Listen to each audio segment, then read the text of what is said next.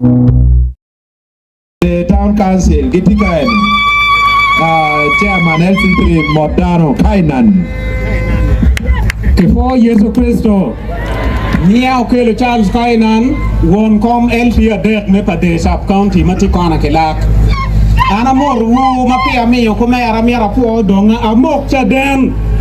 Gine let me mono ke wajine testimony. Nan la dit gil barberga wajine ifo yu berpe po Odonga mwaka beach e parliament. Ento mira mok boat butin loka wayang pa wajike keru ke jo maganga. Uweka nyang tien weli la chuli ma wanye tuan chola tien luenyo kene gira luenyo kene omera cha kweri lokwe na tien kun ikare mau donga bero pere parliament mwaka bit mau karone tien to ma meri o metela chwa lok mo gete lok mengoma go ararany pana sia ma unu ngeyu ate mo kupe kit ma charge wanye let me teach itiyo kilo tayla lu wori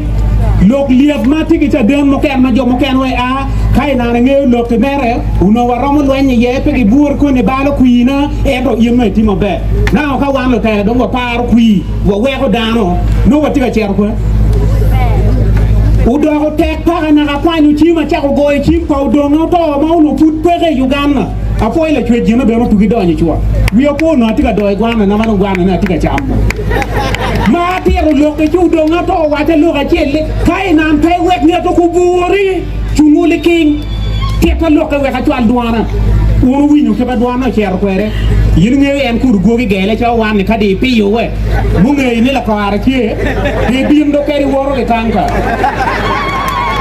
no pap ke nune jo magi aki ya ke mo ko pa mi ngo yin chingi kan e kar mau do ngo ber mo ke piera yo e parliament Keo no ni lok pere ya ke mo ko lok ngom en do ngom be do te do nga kar le piet wati ko tayla wor mo ko maganka en ka wa wadi nyingi ka kan ha ki ru lok we ki rien da mo do nga to pio dugu ai this man ko ni ka dugu ba ni lok ka no mo liquid wan wo mo ma yini cher mo dugu na yang pe ne en te fine be bi mo taw yin palu jogi ci ana ti be ne ka leke kin jo ma lego ba nen chalo ka no do nga pi du ka chu no wan jo mo ken dong jeno mi ardu le liato en ba mi ra fo le twech ma ti pe konya chuli ne ka wan wa ye ya bu wan wa du ko do to e parliament du ko do to e parliament ana ko yo do ngar ba me ti gum yin be loy ku yi en da ba ne de loy ako Before Yesu Cristo. Before